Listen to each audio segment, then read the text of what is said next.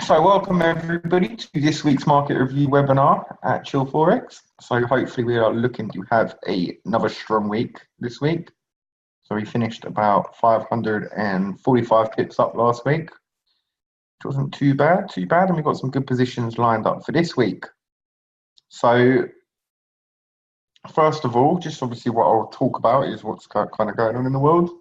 So we obviously do have the Euro elections that have been taking place. Well, we done ours on Thursday in the UK, and you do have a number of countries still voting today, which the polls are due to close at 10 o'clock. So you will start to see the first set of results come out tonight from probably around 10:15, and probably going to be the British results first with, what do you call it? With the rest of the European countries coming out all throughout the night. So I'm probably going to stay out for a little bit and just watch what's happening. But probably won't get involved in too much of the turbulence. So just with the European elections, it's going to give quite a good insight into how European countries feel about the EU. So if we do see a rise in what we call anti-establishment or anti-EU parties attaining more seats within the EU Parliament, then it could cause a bit of a sell-off within the euro. So we do know here with the pound, can anyone tell me what the anti-EU party is for the UK?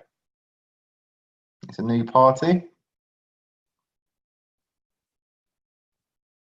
What party is most against being in the EU?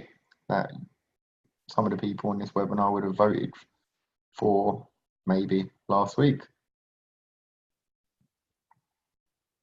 So yeah, spot on. It is the Brexit party led by Nigel Farage. So according to the polls, they were going to have a bit of a clean sweep. They were polling about 34% of the votes before, obviously, Thursday.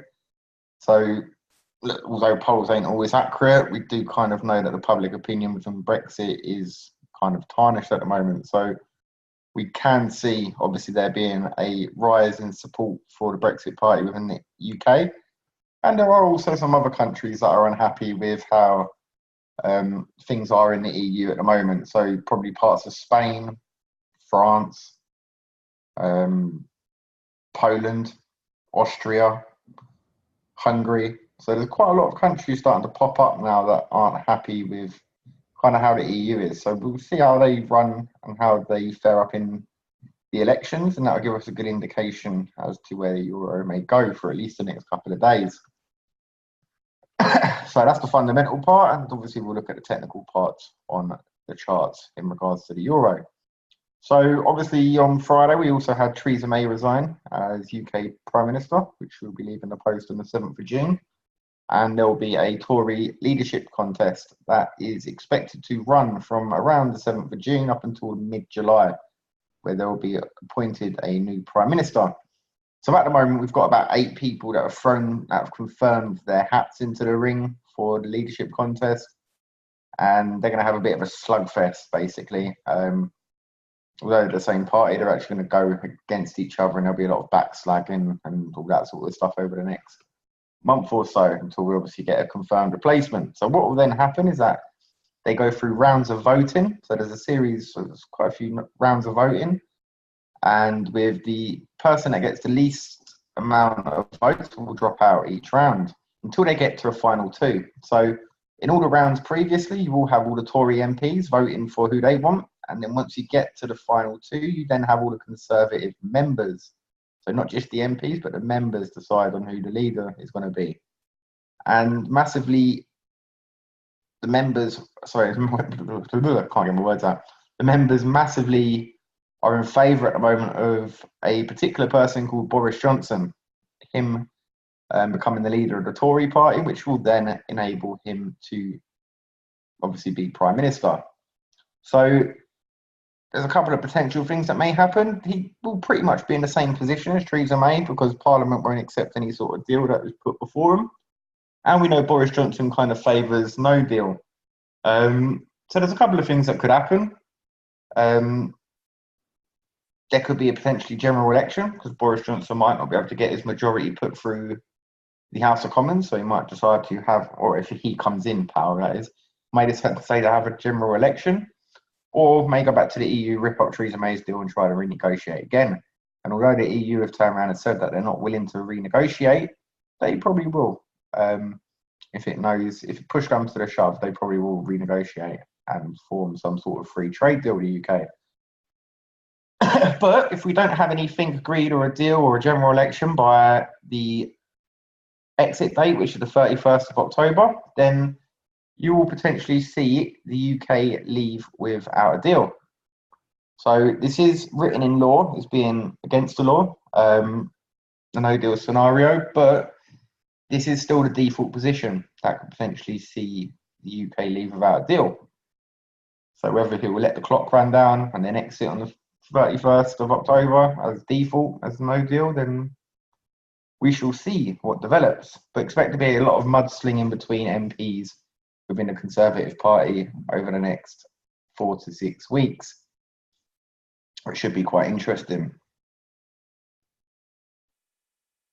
So I know everyone has their favourites and who they want it to be. My personal favourite's not going to be running for it. So yeah, let's just see how it goes. I've not really got a preference because I don't really think much is going to change from what happened with Theresa May.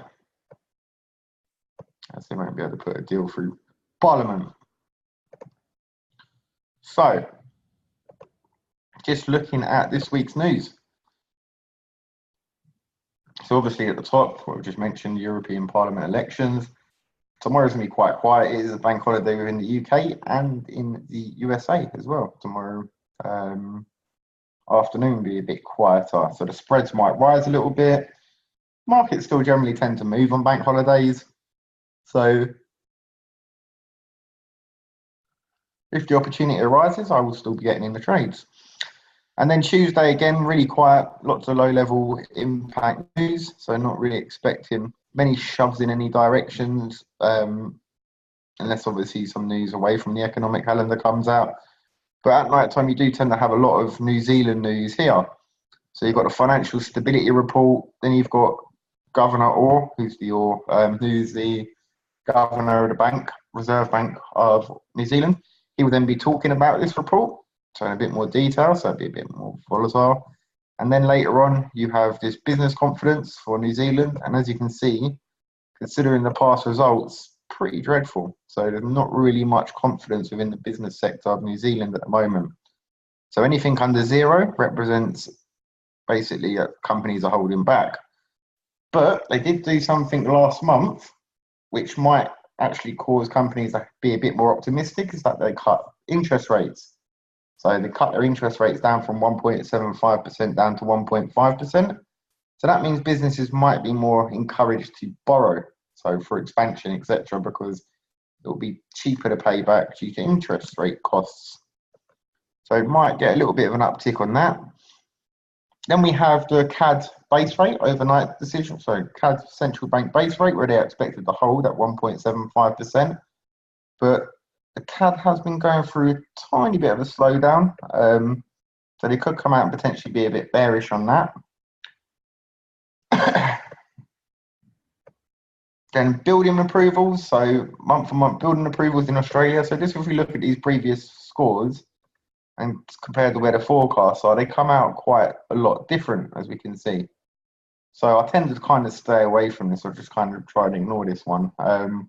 Just because the forecasts are always so wrong compared to what they actually come out as. So don't worry too much about that.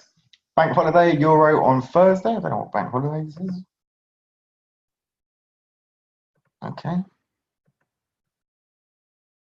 Ascension Day. I don't know what that is, but it's a bank holiday. So it may be a little bit quieter during Euro London session. Then we've got UK prelim GDP. So this is the second reading of US GDP, and they're expecting it to tick down a little bit. So from 3.2% with the first reading, the second reading is now to be adjusted to 3.1%. Normally when this happens, because there is a third reading as well that will come out in a couple of weeks, and normally when this happens, it is expected to go further down even more once the third reading comes out. So that's basically, they do free readings because they don't necessarily have all the totals of everything that they have had in terms of income.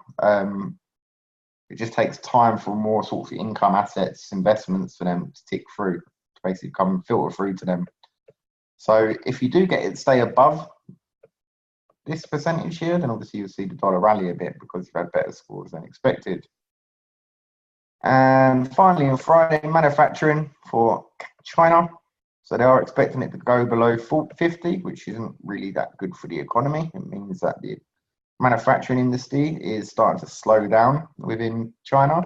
And that obviously has a big knock-on effect in regards to the Australian dollar.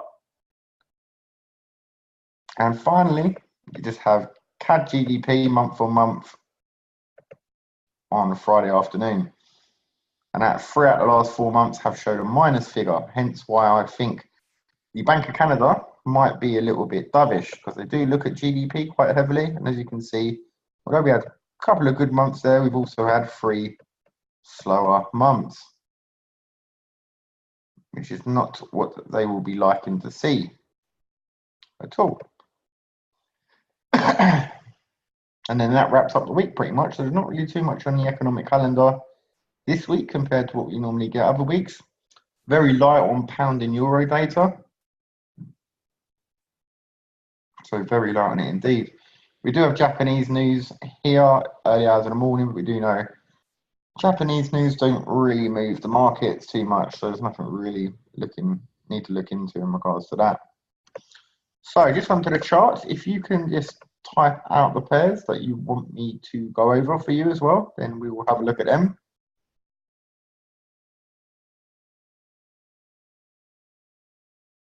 So I'll just make sure I've got it on all my lists. So pairs that you might have looked at over the weekend and thought, oh, that seems a bit interesting.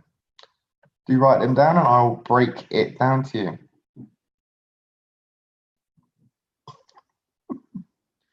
I'll put 6 pairs in there. Good job, most of them are actually formed as part of my analysis as this week. I'm literally going to be going over all of them anyway, so they're all part of what I'm looking at. So anyone else want some other pairs looked at?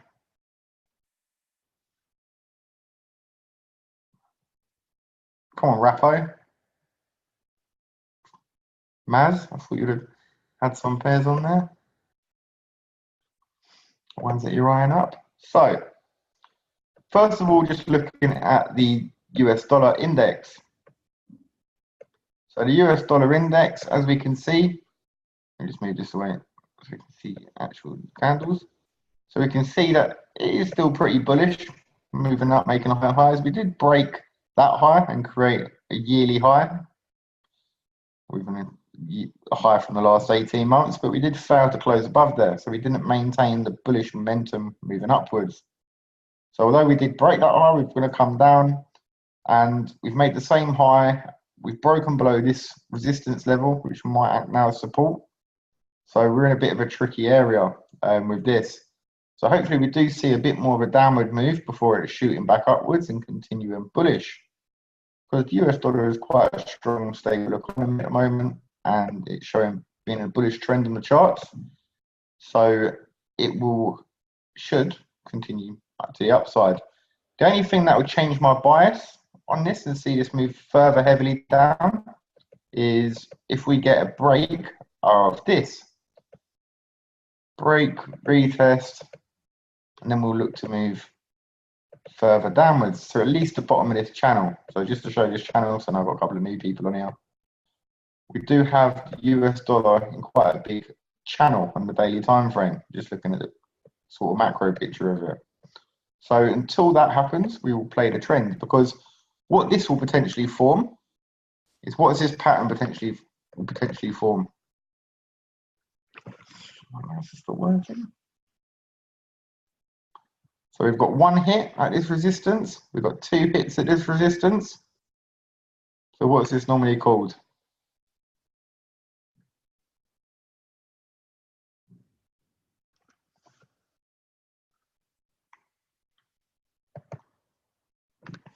Correct. So we've potentially got a double top forming on here. The only reason how this double top will be completed is if this neckline breaks. So the double top does have a neckline, and that's where my bias would change if we get a break of this neckline. Break, retest it to be used as resistance, and then we'll look for a further move down. So I don't necessarily trade the dollar index, it just helps me with my analysis on Euro USD and gold, which two pairs that I do commonly trade. So looking at this does give you a good overlying strength for the US dollar, but these are quite strong rejection candles. So to me, especially if we break this pivot, we're going to come down further. So we've got sat at this level of support with this pivot. Then we've got this level at the neckline of the double top, and if it breaks, we're going to go further down to the bottom of this channel. But we'll just see how the technicals go and how it plays out. So Euro USD, this was a bit of a bugger. It stopped us out Friday evening before the markets closed. Probably gotten a little bit too early, but I do still think that this may go short. So similar to the dollar index, we're in some big, massive downward channel. And as you can see, we're moving into a bit of a bearish momentum. We're in bearish momentum, sorry, not turning into it. So again, pretty similar to the dollar index. That has a double top, so EU potentially has a double bottom. And again, the neckline could be here. So, which is around 112.50-ish, probably just 112.50. So 112.50 could be potentially a next selling area that we may get involved in. If it does break out of all this structure, so I want to wait for rejection, obviously at 112.50. But if it does steam through and it breaks out of this channel, comes back, retests, then we're going to be potentially looking for long opportunities.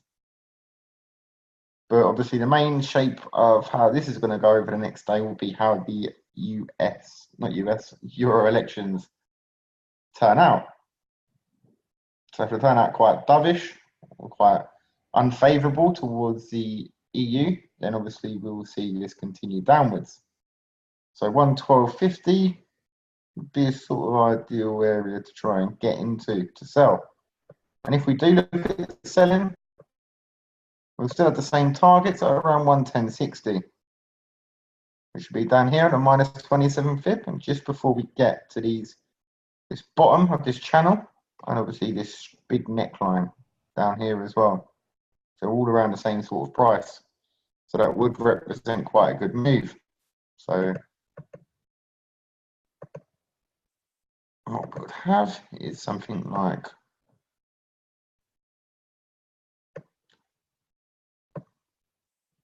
entry would be up there, around a 35 pip stop loss,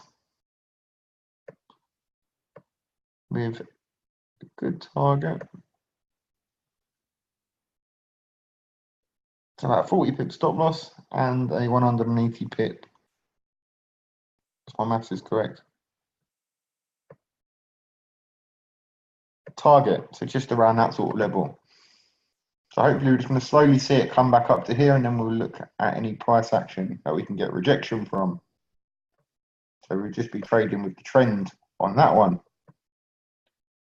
So this one looks a lot more straightforward than gold. So if we're looking at gold, gold is moving very funny these days. We failed to get below that 1270 again this week. But now, what we are outside of this channel, but we're still sitting at big resistance.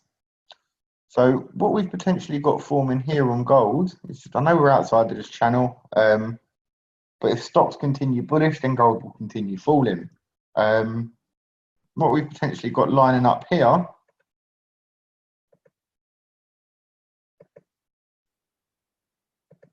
is a daily, once it sorts itself out.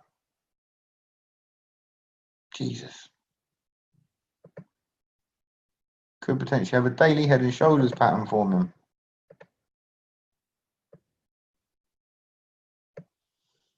So we are kind of pretty much forming a right shoulder at the moment. But I could change my bias on this, just depending on where the technicals go, which we'll talk about in a moment. So if we was to get a break and retest of this 1270 area, 1268, then we're going to be looking on coming down quite a fair bit.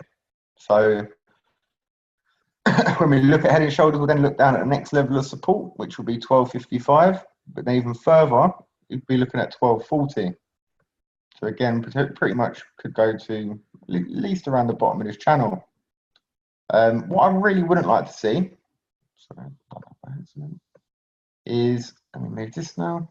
So this is what I think's got forming. So if I do start seeing rejection around here at where it is around now, or around 1287, then we'll look to take it short, and then 1270-ish will be a first target. Then if it breaks, we'll look to hold it down a bit further. And you see that head and shoulders kind of forming. Is that making sense to you?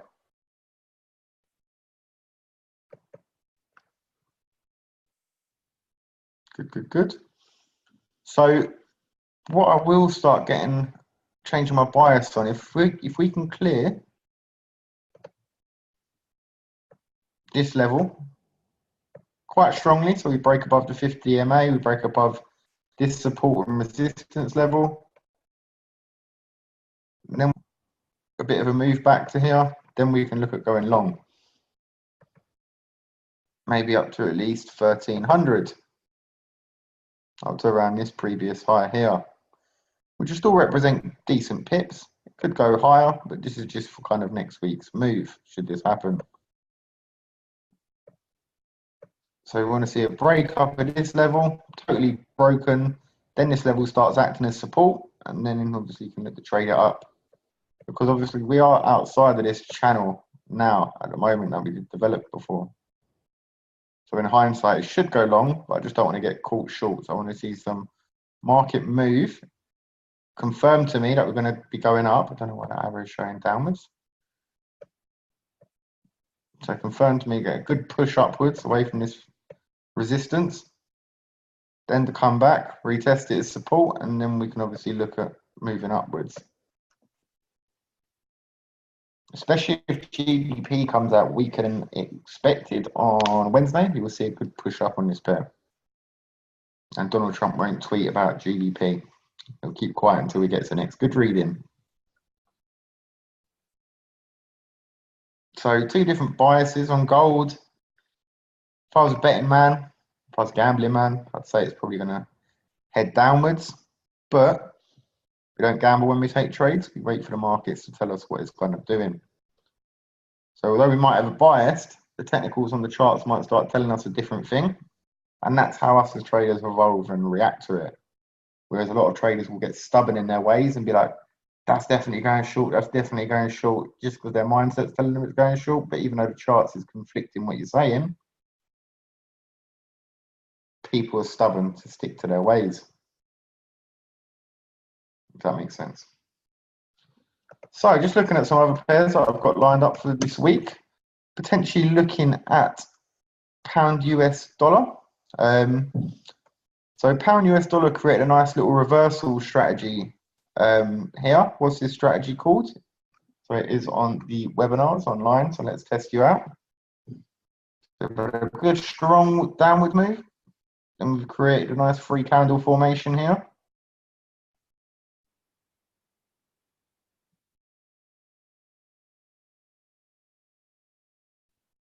Who knows what that is?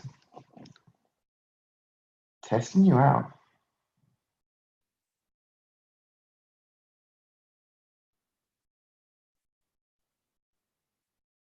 Who else knows it?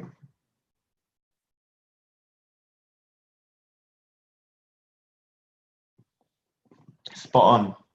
So it has created what we call a morning star strategy. So it is a bit of an indication that the buyers have returned to market. It's going to be interesting to see how the market reacts to, obviously, if the Brexit party has a bit landslide within the European elections, so that could affect it. But technically, it should really start to move up. So if we just go down to the 4 hourly as well, just have a look at that in a bit better of detail. So we've got a couple of scenarios. So we've got, ideally, I'd want to see, now we've broken out of this counter trend line, broken it, I'd want to see a retest, which is down here, which may look to go long, which is breaking the lows. This is more of an unlikely scenario, shall I say. This is literally more of an unlikely scenario.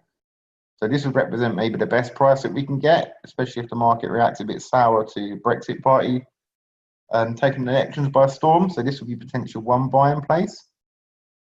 But because we've created that Morningstar strategy, we may only get a small break back to some sort of support and resistance. So just here, if we look, we've had support, resistance, resistance, resistance, broke it, come back, and now we've broke above it. So we're not actually too far away from that price now. We're about 30 pips away from this previous support. So this would be one area that I'm going to look at for where it to react to. So if it starts to react here and we start getting signs of bullishness with maybe these sort of candles, then we're going to look to take this long. And should we take it long, this will be our first target to move upwards. And we'll get quite a bit of a healthy move upwards.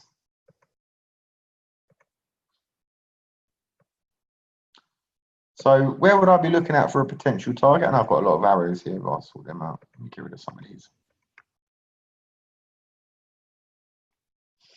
So potential target would be looking up to around just before here, just before the 128.50 level, which will represent quite a good decent amount of pips. Just where support is here, we've got a monthly S1 pivot, and then just before the 50% fib. Potentially we can go up higher, as far as maybe back to 130, but we want to take this within moderation. So I'd be happy if it getting up to this level, if we did end up taking it from down there. So the only thing that would change me not entering here for a good RR is if we miss this move, it doesn't hit here, and then we break above this level, 127.40. So I'd wait for a clear break, clear retest, and then we look to buy it upwards. And maybe this would be our first target, with a bit higher up being our second target. So it all depends on where we can kind of get in on the chart. So just to the guys that started on here new, I don't really enter trades on a Sunday night. So this is why I have different options of where the market may pull back to before making its intended move. So I tend to start taking trades within the London session on a Monday. Obviously London's closed tomorrow, but normally about morning session with them on a Monday. But again, if there's no opportunity there on a Monday morning, I will then wait to the afternoon to get involved when New York opens. So we've got quite a few different scenarios, but just because of the daily now is showing being pretty oversold, we're getting some price action come back into the market, and we will go from there and see how this all plays out. Anyone got any different analysis on that, or the same analysis?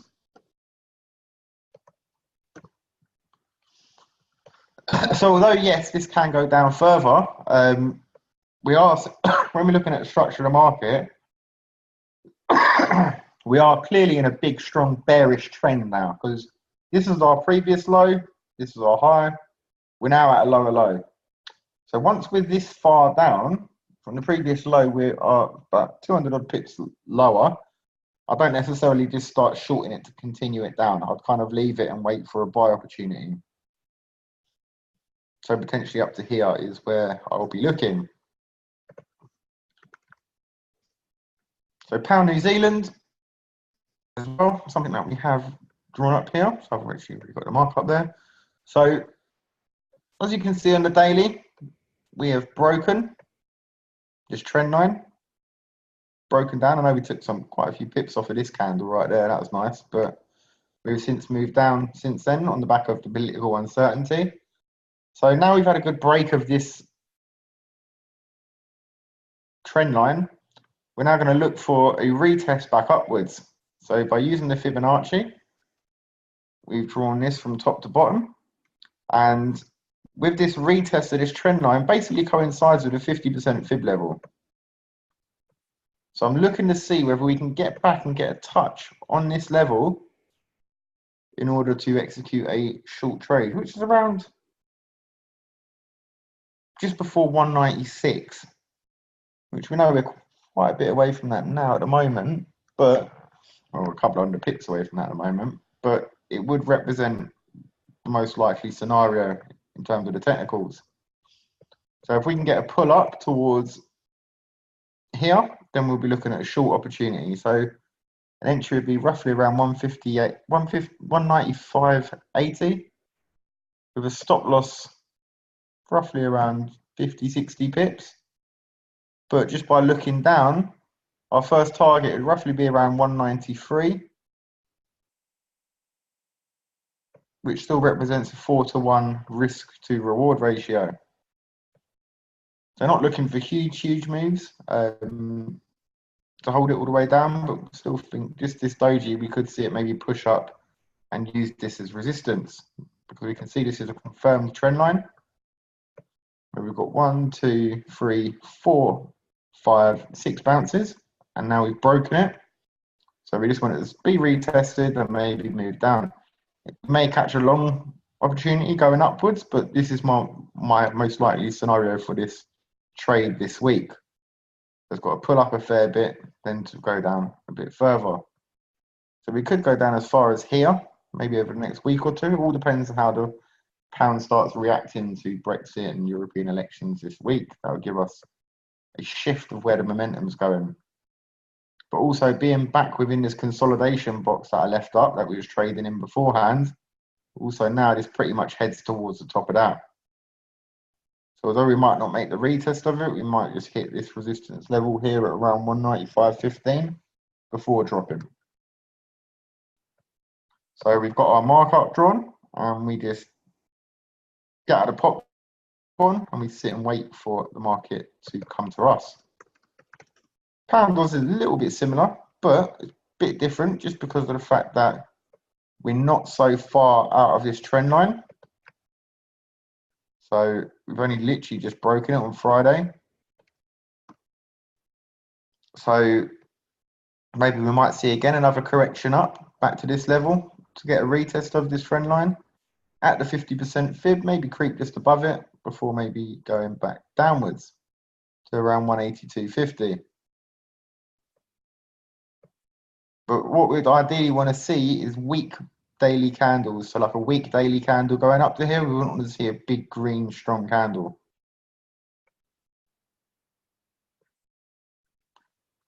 So I've done the 4 hour, that's why it was there.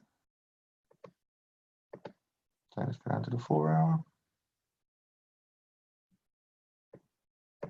So what we can also see is that we're in a nice daily channel, nice 4 hourly channel going down.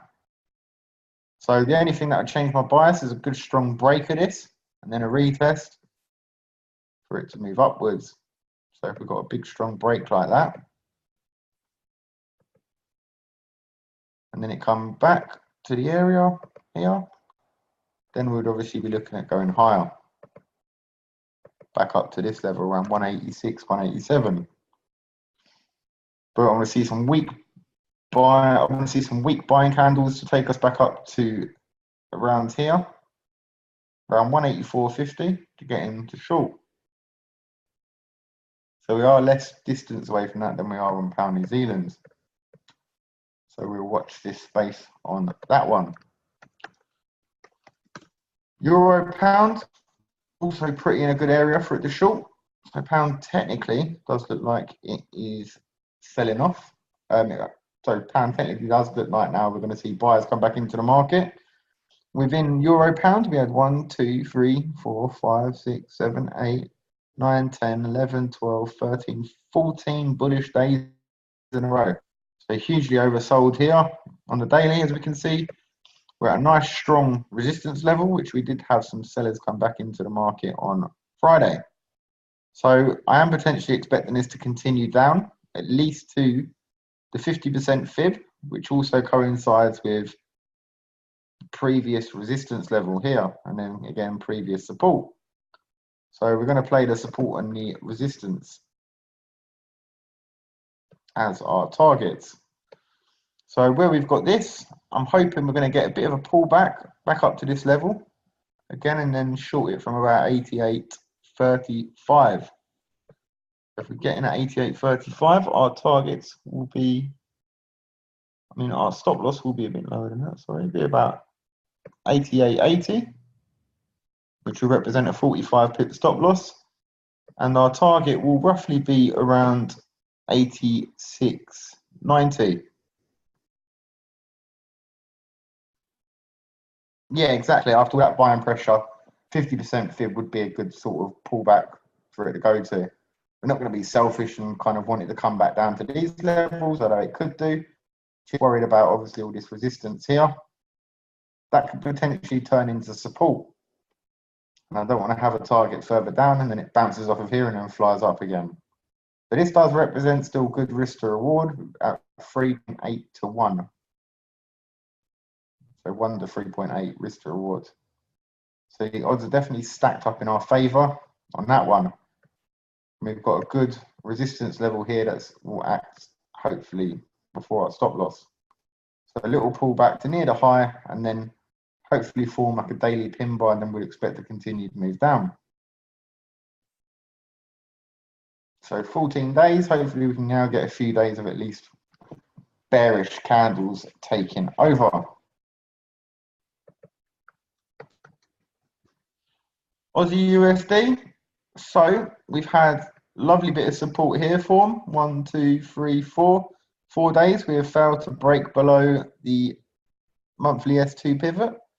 And then obviously Friday, quite a bullish day. So if we look at this now, we can clearly see that we are in a bearish trend in regards to this. We are sitting at a lower low. So we're going to be expecting it now to pull up and make a lower high. So should we get in this, because I've got a setup for it, but not necessarily 100% that we're going to get in it. So this will be our first target. Again, at previous support, because it could bounce off of there before moving down. But ideally, I don't want to see it come up and hit this descending trend line. It's been respected a number of times. And this would represent a good sell area for it to move downwards even further. Especially with the Oz Central Bank being very dovish at the moment, it could give a further move to the downside. So we've broken out of this channel, sort of reversal channel. We've created some huge divergence, as you can see, the RSI. Just by looking here, down to there. So a huge lower low, and then by looking at here to there, we can see that we've created a higher low. So it could be time for it to maybe move back up to the upside. But in order for me to get in, obviously this is at the highest it's been in a while. So I just want to see a pullback to some level of support, which should maybe be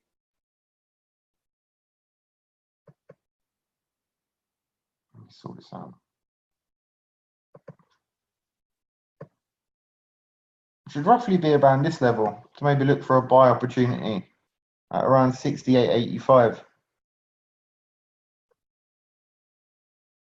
So if we can get a small pullback of some weak bearish candles, then this is the area that we're going to look to buy this position at. So if we get in there, our first target will be 69.80, which would still represent about a 100 pip move, which would be quite healthy still, especially on Euro Oz. Euro Oz can be a bit of a slow mover at times. On which pair, mate? Aussie USD? So the one that I do prefer in regards to the Aussie buy is Aussie CAD, which we are definitely going to get back into. So Aussie CAD, as we can see here. So again, we're at a huge lower low down there. Let me go back to the 4 hour. That makes it a bit more sensible. And as we can see here, what we've done is we did get in long from the right shoulder, and it moved up. We took some pips just because I didn't want to leave anything open over the weekend. And we did break the neckline, and we've come back and tested it. So I am expecting more movement to the upside on here, with our target like going to go back to 94.20, which where we had it on Yeah, exactly. If you can't on your Aussie USD, you can't make up your mind where it's going to go, then just don't bother trading it. So we are roughly. I'm only going to look for maybe a pullback back to around. Only about another 20 pip pullback and see if we can start getting some bullish evidence, or maybe back to 92.90. See if we can get some bullish evidence around there for it to move upwards, and obviously have that retest over with. If we do get a 92.90, just by looking at structure in the market, so I'm going to get rid of some of these old bits of analysis.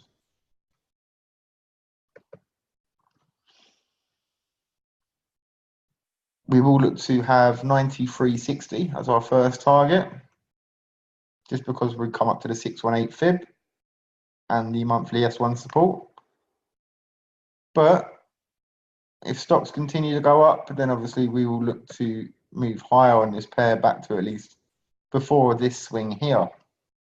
So which makes it quite realistic, because this is where, technically, this is where a head and shoulders target would go to. So it's where the start of the downward move happens.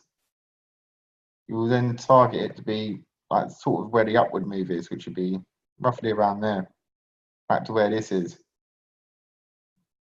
So it starts that big strong move down, forms a head and shoulders, and then this is technically where the target should be, and that's where our target's going to be.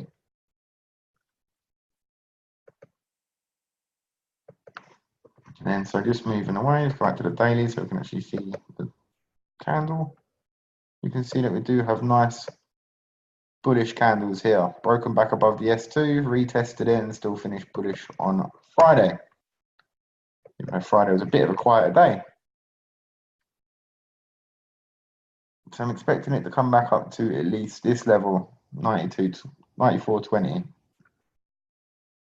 So that one possibly might be a trade that we get in tonight, depending on how long I'm up for. I will be up for a while because I'll be watching the Euro election results. So we'll see from there. Even over to Euro Oz. So again, I think we've got a nice bit of a downside move to this, and I think we will see some more downward movement to it. I know I'll close this up on Friday because we was at a point where we was just happy with the pips of the week, and happy with the pips of the week, and we'll just close up and just take them because we don't want to get caught out by greed. So now that was for last week. So this is actually a nice counter trend position, because obviously by looking at the daily, we can see that after this long run, we are in a strong bullish trend now, because we're at a higher high. But this is where we slowed down around 162.50, which is a key monthly resistance level, and which we did take it from just before that level on Friday. So again, pretty similar. I'm just waiting for a small pullback to retest this broken trend line, and then we're going to be looking at getting in short. So the position is actually already lined up there that we're waiting for. So roughly we may not actually get there. We do have sort of support around 162, which we may just pull back to, but sort of perfect scenario that I'm waiting for is obviously you see that hit there, then we'll go short, and then we'll get that move downwards. So it's definitely one on top of my hit list. The daily looks lovely. For it to continue down, that's a strong bearish candle after a lot of slowdown here. And as you can see, wick there, wick there, wick there, wick there, wick there. So it is showing us that the sellers now coming back into play. So 161 would be a quick first eye that I'll keep an eye on, but in hindsight, I will be expecting it to come back to at least 160, 30-ish, to have that as our TP. We've got a good move pending on that one. And we've mapped out the journey. Just by, again, if we was to do this from the fib, from the high to here, doesn't even take us to the 50%, and it bags us a lot of pips. About 170 pips it can bag us. it does have potential to even go down further, but we're just going to be looking at the move for over the course of the week. And Euro New Zealand is pretty much the same, just by looking at that on the daily. Sorry, how you can't see that. Same candle, but we haven't quite beaten a trend line. So we've just got to try and play it on how it is at the moment. All I'll be expecting is a pullback to this shorter term trend line that I've got in. Again, shorter term, back to this level of resistance here around 171.30, 171.40, and then look to take it down to at least here. But honestly, I think we've got a bit more room that we can probably go to. Probably around 169.50. Yeah, 169.50. So, but this is going to be around our first target. So that's why our first target is roughly going to be around 90 pips. But we're going to look for it to break and now go below. But we just want to see a little bit of a pullback upwards again, hopefully. Because we just want to be picky of our prices. So we want to try and sell at resistance and buy at support. But we've had a good big extension there. We've had a big move here, correction, big move. Now it's time for the correction that we're going to get involved in. Pretty oversold here. And we are roughly, we create a higher here, and we've created roughly around the same high here. So it is a bit of divergence there. So quite good opportunities there on EA and EN.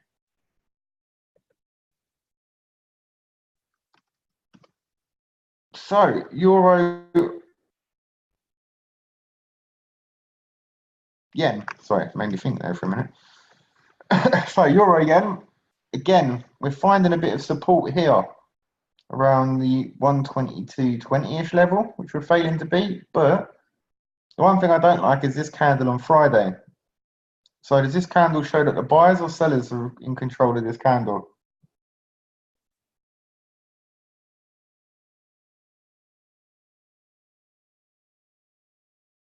Yeah, so it shows the sellers are in control. And plus, because we closed below this S2 pivot, where we've been held up as support 1, 2, 3, 4, 5, 6, 7 days, pretty much 8 days. And we've touched it, we've now closed below it. So I think we're going to see a little bit more downward room to this before we actually start moving upwards.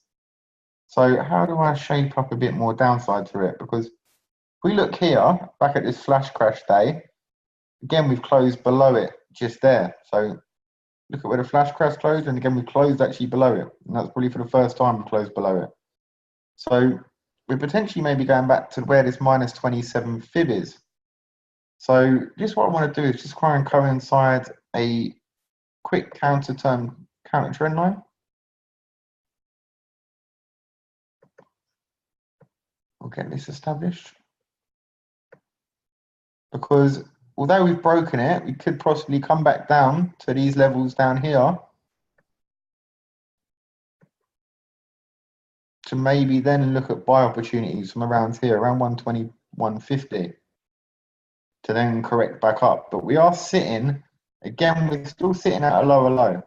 So again, I'm a bit hesitant to obviously start shorting it from here, because we've got more room to go to the upside in terms of structure than probably to the downside. So although we might only come back to, let's try and find level here. So we're only probably going to come back to around here, which would be around 123.70. So if we can get in a buy opportunity down here, then it will represent a good move to the upside. So just to the 50% fib, we've also got the S1 monthly pivot there, and we've also got a whole load of previous support there that can now act as resistance. So I go down to the 4 hour.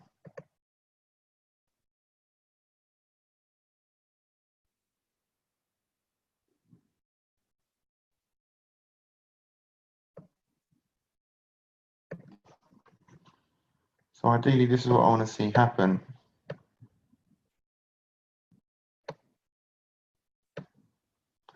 Come back down, hit this level, maybe a bit further down, and then we'll look for buy opportunities. We've had one bounce there. If we did close above this level, even above this 50 MA, then I would be actually looking for buyers at the moment. But we can see how good the resistance this acts as. So I don't want to buy just before we're at, sort of buying before resistance, and we've got resistance here now as well. So we want to go a bit further down, look for buy opportunities to move upwards.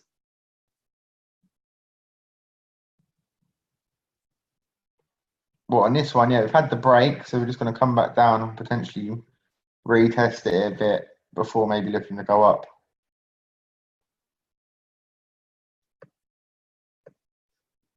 Let me find.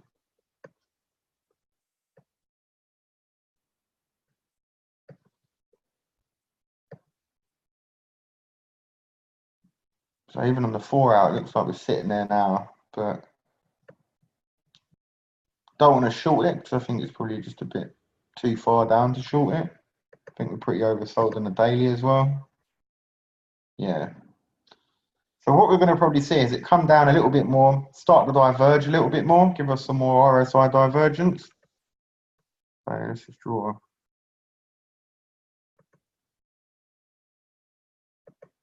Come down a bit further, bounce off of here, and then move upwards.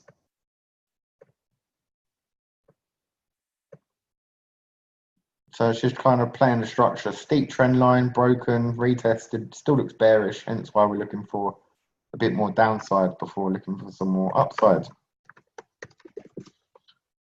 So US yen, pretty easy this one, quite straightforward, this structure of the market. So we have had a structure here, which has been broken. So as you can see just from the daily, we can see now bearish trend. So we've made a lower high. So we might be going on to make a lower low, but in order for me to get into this trade, I just want to see a retest of this flag structure that we've broken out of. So the 4 hour explains it a bit better.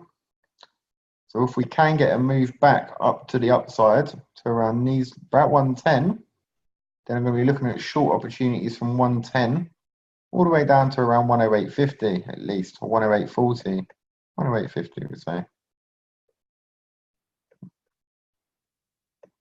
So 110, we have a stop loss of around 110.45. So again, that represents good risk to reward. So should we just keep continuing to come down and we break and retest this structure at 109, then we're pretty much going to look for a retest for that to sell as a bit more of a shorter trade down to at least 108.20. But reason why I'm expecting a correction up now is we're getting into the oversold territory of 4 hourly RSI. So we're going to expect some sort of correction up, and we've got quite a bit of confluence here. So we've got this pivot level here, 50% fib, we've got a retest of this and the 50 moving average. So it'll be quite a dynamic resistance area for it to go short again. So 110 would be the ideal price for it to get to. It is a bit of a slow mover, 70 pips, so it could take a couple of days for it to move up there. But we shall watch this space, because although technicals will tell us one thing, Trump's Twitter account can totally throw us off plan and make us make the markets move another way. So New Zealand Jap, again, if we look in here, we can see that although we're starting to have the selling pressure die down a little bit, we've just got no strong bullish pressure either. So we're just in a bit of sideways movement on New Zealand Jap. So after quite a strong move down, and on the daily we can see here that we are given a bit of RSI divergence, because again, where we can see here, we're making lower lows. We can now start seeing here, we're making higher lows. So we're getting a bit of divergence in this after such a steep downward move. So we've still got a gap to fill, funny enough, believe it, at around 73.50, which we haven't yet filled. And it's sitting right on the 50% Fibonacci level. And also, if we start coming back up here, we're going to touch this ascending trend line again. So this does make a really good sort of target that we can maybe use for a long opportunity.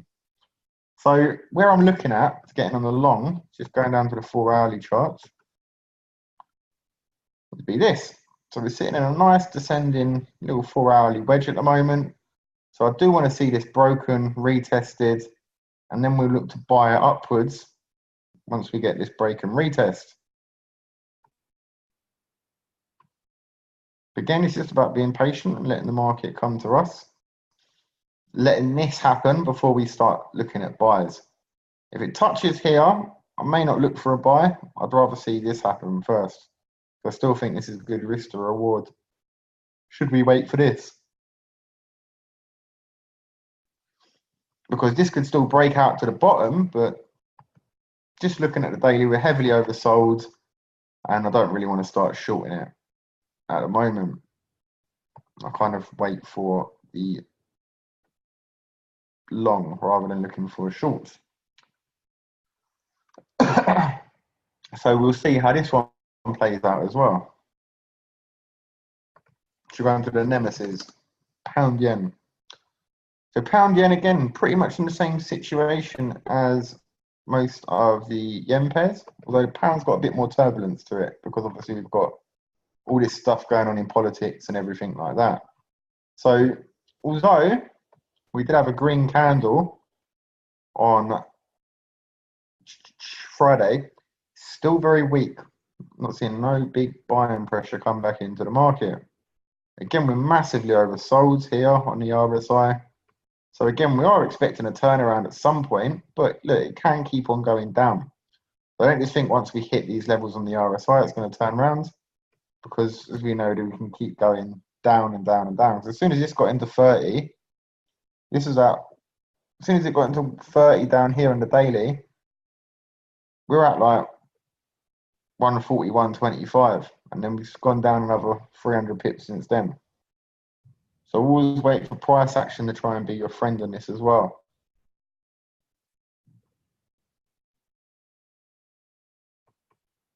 So going to the 4-hourly, again, just looking for areas to buy at. We do have a sort of counter trend line here.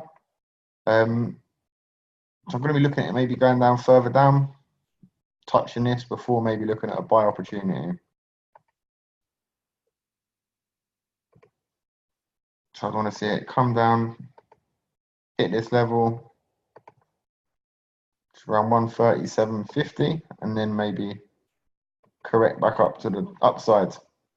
So we do still actually have a gap still up here at 146, but let's not talk about that now because we are miles too far away from that, and there's a lot happening within the world for us to not even worry about a gap which is 800 pips away from our current price. So we're going to see how it reacts roughly around this level, and then maybe look for a long opportunity. So you can see the mass divergence happening here on the RSI, where we can see it keeps on going down, and then obviously here it keeps on going up. So roughly speaking, we could be looking at something like that. Come back down here, hit 30, this will hit here, and then we'll look for a bounce up.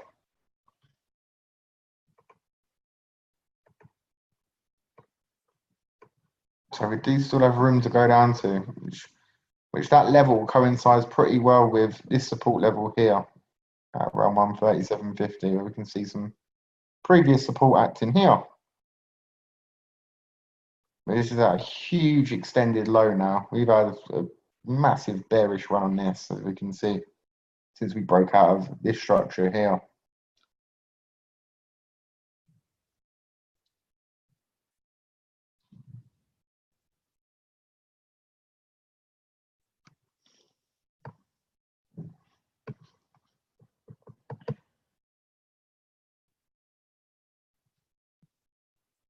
Ooh. So today's daily candle is just currently opened, as we can see here. It's quite strong. At 139, just moved up a little bit.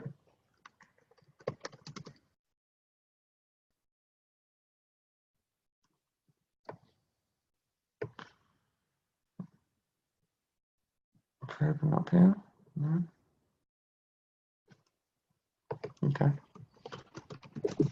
So pound yen, this is today's daily candle where it is sitting now. See it moving? Market's ain't even open yet. Market's open in a couple of hours. So we shall see what happens there. So New Zealand CAD is another one.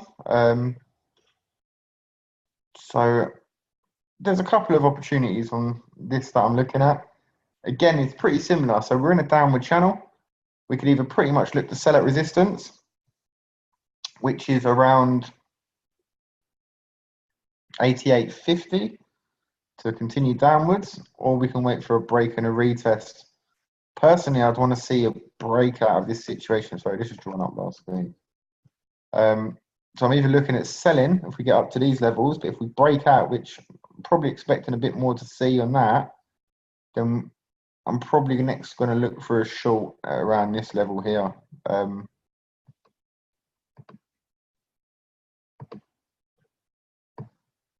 And this will probably take us back downwards. So two biases there.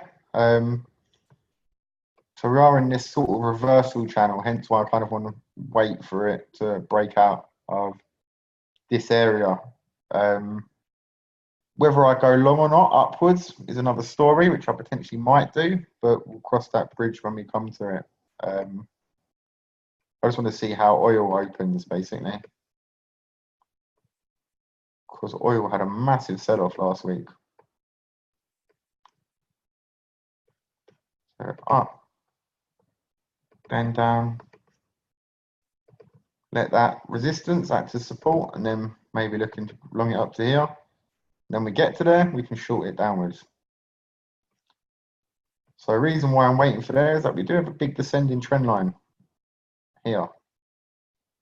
That's actually visible on the weekly as well. So you see the trend line being used as resistance. So we're going to try and select that as close to possible in order to get in on the trade. So looking at oil on the daily, as we can see, we've broken this trend line now. Now if I move that out of the way, we can have a look at what's happening here. Then we can set up, try and find some support and resistance. So just if we look there, we can see some support. And we bounced right off of it.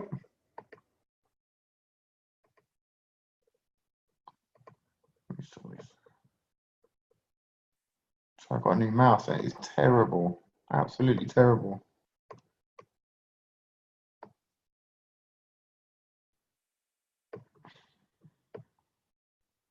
So we do have a bit of a channel going on here. So I'm potentially looking at this pulling back. So just if I was to draw a fib from the top here to the bottom there, we do have a couple of levels that it's going to probably pull back to. So at least a 50% here, which is around 60, 70. Previous support acting there, which it might pull up to. Ideally though, I'd want to see it come up back up to the top of this fib. So let me get my. So this is going to be the first sort of level, but then ideally you want to see it come back up to here for a good short opportunity.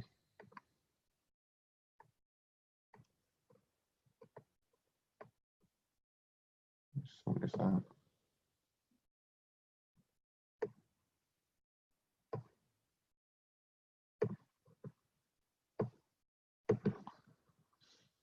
And it represents quite a deep retracement. If we can get back up to 61.80, 62 level, and then you can look further downwards for it to maybe go back to 55. So we might, because this finished quite strong and bullish on Friday, so I do expect us to maybe continue a bit more upwards. Because that trend line's broken, we should now continue to see some more downside. So have I got everyone's pairs through?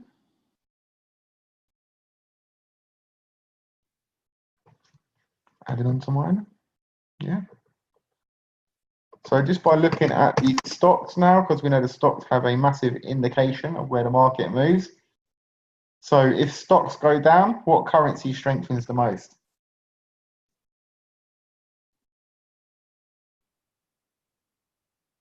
Let's see who's on the ball.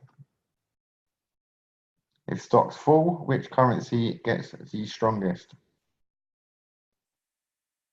Ain't finished yet. So yeah, it is the Japanese yen. So we're at this key level of support on the S&P 500. Should this break, then you're going to see yen strength, and we're not going to see them pullbacks in the yen pairs. This, the S&P, the Dow, the DAX, they're the main drivers of where the Japanese yen strength comes from. So we did find some support around this level. And funny enough, when it was at this support level, Donald Trump tweeted something quite positive about the stocks, and it caused obviously it to move upwards. So you want to keep a lookout on this to see where you're going to find any strength from the Japanese yen or not. So this is relatively strong. The only things I don't like about these are the weeklies. So again, if we look at the weeklies, they are still red, although the momentum does look like it's dying out a little bit. The Dow Jones, again, it's red. It's had literally 1, 2, 3, 4, 5 red weeks in a row, but we're now at the 50 moving average. This is also why, because we've died out of selling momentum, they're not that big and powerful. You can see wicks on both sides, but although they're red, it isn't momentum like these green ones coming up or these red ones coming down previously. So we could just be forming a new swing, then for a new upside move. But obviously on this pair, we do have very strong resistance at this level because we're at all-time highs. So if we do get a close below 25,500, then we're pretty much going to see 25,000 back on the agenda. So this one does look a little bit more bearish on the DAX. Don't know why I use that color. Let's go down to the daily. It looks a bit better on the daily than it was weekly. So we are literally sat on his trend line now. So this will help us decide whether it's going to be a do or die time for the DAX in terms of what happens. It breaks below this level and then retests. We're going to see it come down to at least here, 11,500 again. If we break back above this pivot and close above this pivot, we're then going to see 12.5s again. So we're at pretty much a bit of a critical point in regards to where the DAX is going. But we are still in this upwards channel and we are sitting at support. So we just got to see how it reacts around its support level before taking a decision on whether to buy or sell it. And if it does break below, then obviously that's where you will see Japanese yen shorts come into play. So we want to see all the stocks start to get bearish basically before we choose. Right, I think that's me for the week. Not for the week, but for my analysis for this week. There are some more on other pairs that obviously if we enter, I will put the analysis in the groups when we do. So we're all aware of why I've entered the trade.